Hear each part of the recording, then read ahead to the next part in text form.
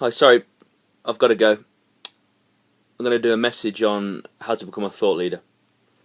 You're listening to Mark from marksefton.com. As some of you will know, I've got a bit of a quirky side, but today I want to share with you how to become a thought leader, and I've got a couple of suggestions on kind of how to become a thought leader.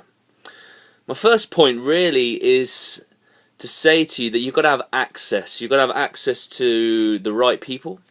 So often we hear people say, it's not what you know, it's who you know, and there's a lot of truth in that, and I pride myself on developing relationships, and you need to as well. If you're in business in particular, you need to be able to relate, and people need to be able to understand who you are and what you do, and how you can add value and very much give them wisdom regardless of a problem or situation that they might be going through. So being a thought leader, you've got to have that access to the right people. You've got to have that relationship. You've got to be in the wind of those people that are influential and who have good credentials. And so that's really my first point, is access. The second one is to have an awareness of who's around you, awareness of ongoing problems, awareness of issues which are basically causing problems, and having an awareness of who you are and your strengths and what you're capable of. And being a thought leader is very much about understanding those around you, but also understanding the culture and the environment that you're in, whether it's in business, whether it's in a relationship. But it's having an awareness of who your audience is and who you're associating yourself with. Having that awareness of who you are, so important to being a thought leader. Next point is have a soul sabbatical.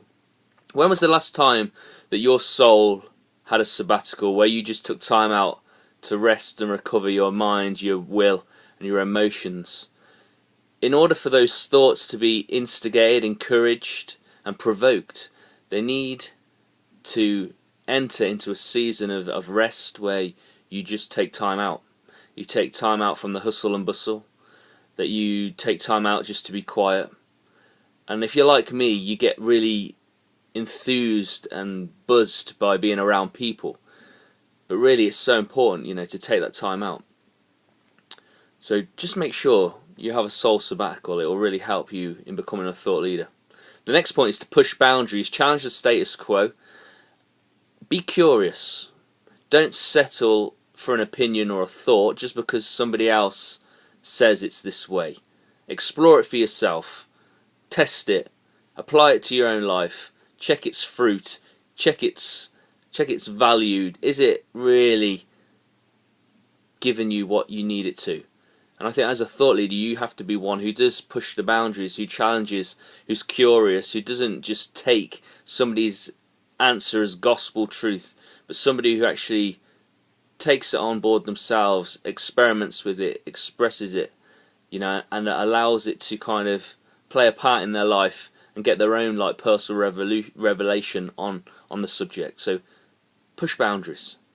Next one is to radically change your environment, and I believe you do that by embracing those things, by having the right access, by being aware of your audience and your own strengths, by having time out, having a soul sabbatical, and then pushing the boundaries is really going to help you radically change your environment. And I think as a thought leader, you do change the culture and the environment in which you are placed, and also in the areas where other people place you. And I think a lot is to be said about people who don't have to say who they are, but are reliant on what other people say that they are. So you don't need to say necessarily, I'm a thought leader.